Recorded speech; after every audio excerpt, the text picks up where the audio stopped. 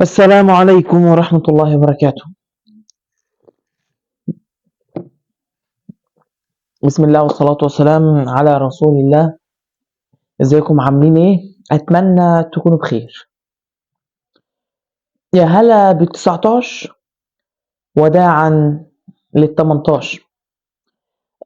خلاص تقريبا كده فاضل 34 دقيقة وخلاص هكون تميت 19 سنة. ممكن تسألني ايه شعورك او انت بتعمل الفيديو ده ليه؟ ما انا بعمل فيديو عشان اقول لك ايه شعوري وانا حاسس بايه، طالع افضفض شوية كده واتكلم عن الموضوع ده، لان انا زعلان. والله تخيل. زعلان. الناس يعني اي حد عيد ميلاده بيجي وكده، انا بشوف ان الناس بتفرح وبتعمل عيد ميلاد و هابي بيرثداي تو يو وتورته ومكان ولمه والكلام ده كله.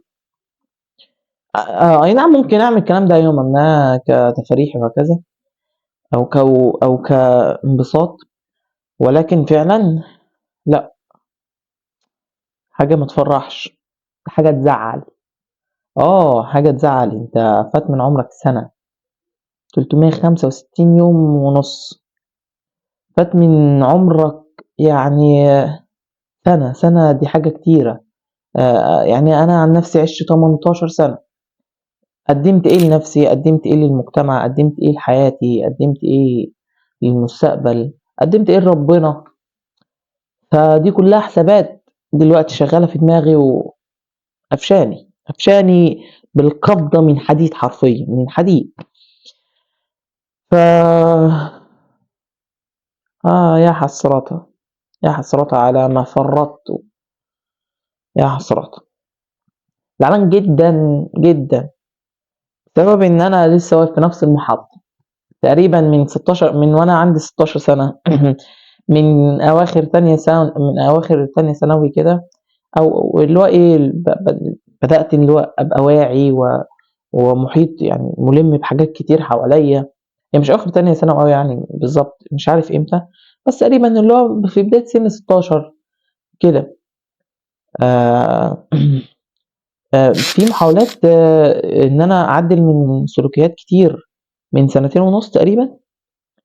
اللي مزعّلني بقى إن أنا لسه واقف في نفس المحطة، في نفس المكان، في نفس، يعني ما فيش نسبة اتطوّرت نهائيًا، 0. أنت عارف، ما فيش 10.00% مثلًا تطوير أو تحسُّن أو وصول لمرحلة أفضل، لأ، نفس المرحلة ونفس المحطة ونفس البدايات ونفس الخطط اللي بتترسم ورقة بتتقطّع وتترمي في الزبالة، نفس المكان ثابت. فعشان كده باقول يا حسرةً، وعشان كده زعلان جدًا إن النهارده خلاص باودّع ال18 وهابدأ أبقى عندي 19 سَنة.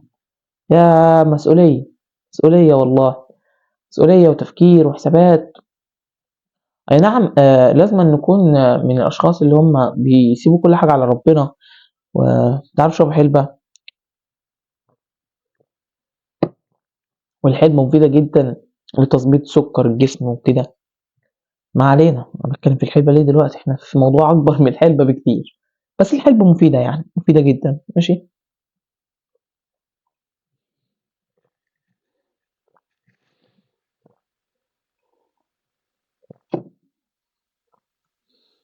إحنا كنا وقفنا فين؟ وقفنا عند حسابات كتير وكده.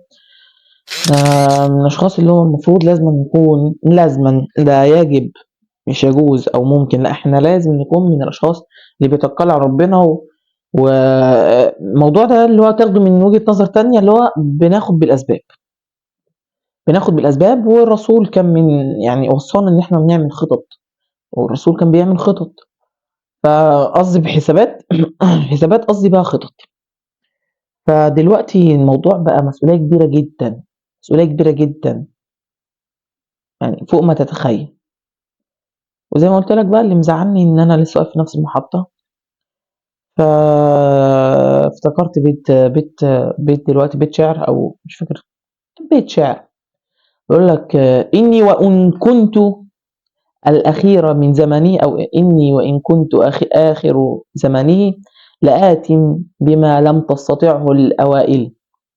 تاني أقولها تاني: إني وإن كنت الأخير زمانه لآت بما لم تستطعه الأوائل. البيت ده بقوله من بقوله من وأنا عندي 17 سنة والله، أو وربنا بقوله من وأنا عندي 16 سنة، 17 يعني. فبقالي سنتين بقوله وبرضه مفيش حاجة. فدي حاجة مزعلاني برضه. أنا مش عارف أضحك ليه، بس المفروض أبقى زعلان جدا، وأنا فعلا زعلان بسبب زي ما قلت لك مش هفضل أعيد وأزيد وأكرر في نفس الحتة. بس أتمنى إن إحنا نبدأ صفحة جديدة، دروبا جديدا نخوضها بقلب قوي، بقلب يعني يتحمل كل حاجة، قلب قادر على الاستمرارية وقادر على تجاوز الصعوبات، وقلب قادر على الثبات والبدء جد.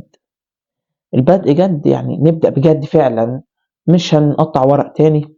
الخطة اللي هنعملها نمشي عليها، وإن كان يعني ولو جه يوم وقعنا عادي نستمر نكمل، لأن ده الطبيعي. مش يوم بقى، لو جه مثلا إيه يومين كده أنت بتسقط مهمة أو مهمتين من خطة اليوم، أو من ال10 مهام اللي أنت حطيتهم في اليوم، فالموضوع ده مقبول، والمفروض إحنا نكون لينين ونتقبل الكلام ده كله. وأنا فعلا يعني مبسوط جدا وبحب الأشخاص جدا اللي هم قادرين على إن هم يحققوا الحاجة اللي كاتبينها، ولو بالبسيط جدا، أو لو بيحققوا نسب بسيطة جدا من الحاجات اللي هم عايزينهم. فأنا فخور جدا بيكم وبحبكم جدا والله العظيم. بحب أي شخص ناجح أو بيحاول ينجح، أو اللي هو فعلا حقق حاجات بسيطة جدا أو نسب بسيطة من الأحلام الكبيرة اللي رسمها قدامه. فما تستغربش لو لقيتني باحبك من غير سبب، أنا كده الحمد لله كده باحب الناس كلّها، بس ليهم معزّة خاصة عندي كده، اللي هم الأشخاص اللي هم ناجحين، أقوياء، حتى لو كانوا لسه صغيّرين مثلًا كده، بس هم محققين إنجازات قوية، إنجازات فعلًا يتقال عليها إنجازات، يتقال عليها إن هو حقق حاجة. فده شخص قوي، وبجد برافو عليك، برافو عليك، أنت فخر لأهلك وفخر لنفسك. أتمنى أكون زيك، وأتمنى ربنا يكرمني. على فكرة إن ده كرم من ربنا، ومثلًا لو أنا جه عليَّ فترة وكنت كويس، فده برضه كرم من ربنا أقسم بالله، ولا شطارة مني ولا ذكاء ولا مذاكرة ولا أي قرف من ده كله أقسم بالله. هو نعم أخذ بالأسباب وكل حاجة، بس هتيجي نلِف في الآخر وهنرجع كرم ربنا وجوده عليك. وكمان إن أنت ربنا يكرمك كمان إن أنت تاخد بالأسباب، فده كرم ربنا. اللي هو إيه يعني إيه؟ يعني إن ربنا يكرمك وتبدأ تذاكر، إن أنت كده بتاخد بالأسباب، والله ده كرم من ربنا إن أنت بتذاكر، يعني مش برضه مش شطارة منك. كرم من ربنا إن ربنا هديك، كرم من ربنا إن أنت ما بتعملش ذنوب يعني تبعدك عن المذاكرة، كرم من ربنا إن يعني كان أنا مش فاكر الحديث بالضبط، أو مش فاكر الموقف، اللي هو كان مش فاكر مين شخص جه لسيدنا محمد تقريبًا، أو شخص راح لحد بيقول له أنا ما عدتش باقدر أفتكر، ما عدتش باقدر أحفظ زي الأول. فقال له إيه أخبار الذنوب معاك؟ فقال له تقريبًا إن أنت لو نظرت إلى كعب امرأة، فيعني دي ذنوب بتبعدك عن العلم. أنت فاهمني؟ فالعلم ما بيأتيش لعاصي، لا والله. هييجي الواحد ثابت وقوي وبيحاول في الالتزام، لإن ما فيش حد ملتزم وما فيش حد ثابت يعني، كل بني آدم خطّاء، وخير الخطائين التوابون. فيعني مش عايز أطوّل، يعني ممكن أقفل الفيديو على كده، والفيديو ده تذكار ليّا. أنا والله باسجّله وهانزّله، أنا هانزّل الفيديو إن شاء الله بإذن الله على اليوتيوب بس، على اليوتيوب بس. وأتمنى ربنا يكرمني ويوفقني و ويرزقني الثبات، ويرزقني التوبة النصوحة، ويرزقني تحقيق أو بداية تحقيق أي حاجة من الأهداف اللي نِفْسي فيها، بداية تحقيق الأهداف اللي نِفْسي فيها يا عم، اللي هو إيه، أبدأ على الطريق الصحيح بقى وأتمنى الخير لأي حد، وخير إن شاء الله. أنا متفائل خير بإذن الله، صفحة جديدة، كل عام وأنا بخير، وبإذن الله حياة أفضل. وبس كده يعني، لو أنت داخل برضه على 19 سنة اسمع الفيديو، ممكن يكون مرجع ليك أو بيفوّقك، أو اللي زيي مثلًا أنا هاخده مرجع ليّا برضه، وبإذن الله يكون حاجة كويسة. بس كده. يعني لو حبيت الموضوع وحبيت لو حبيتني فاعمل لي اشتراك يا عم عادي، نبقى اخوات مع بعض ولايك وكومنت والدنيا تمام يعني. سلام.